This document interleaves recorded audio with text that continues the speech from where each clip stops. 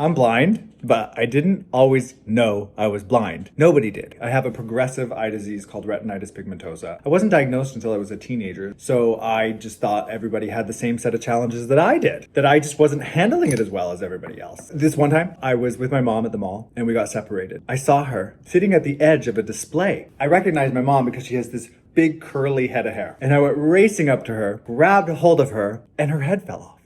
Her head fell off and toppled into the aisle, bouncing. Yeah, it was a mannequin. When my mother finally found me, I was screaming and crying. That's a core memory. One of the things I'm most afraid of as a blind person is answering the front door when I'm home alone, which was working just fine until a few years ago when my husband forgot his keys and he was knocking on the front door and I was hiding behind the couch, as any sane person does. And he was like, okay, we need a secret knock. So we came up with this. Okay, not the most creative secret knock, but it worked. It worked for several years. And then this morning I was sitting on the couch minding my own business and I heard, and my guide dog, Mr. Maple, got all excited and I ran to the front door and I flung it open and I said, someone's excited to see Daddy. And it was the maintenance man. And Maple hadn't even followed me to the door. I was the someone excited to see Daddy.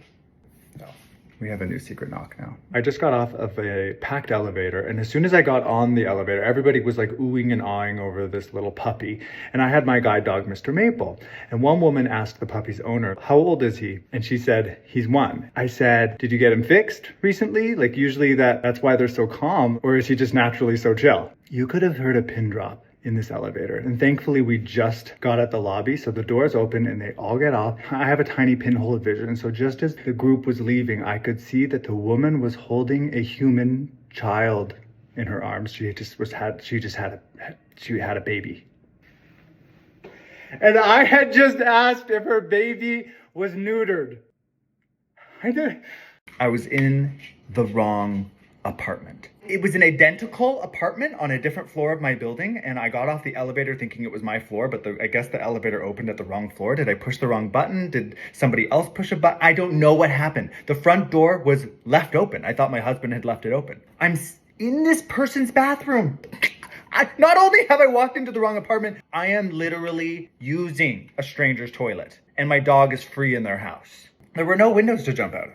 I burst out of the bathroom, apologizing. Thank God the woman actually knew who I was. I didn't know who she was, but she'd seen me around the building and she knew that I wasn't sighted. I have to move, right? Like, at least I know I don't ever have to see her again, right?